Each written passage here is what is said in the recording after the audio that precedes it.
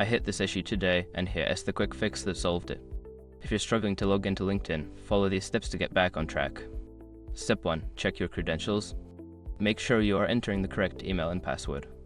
Sometimes, a simple typo can lead to login failures.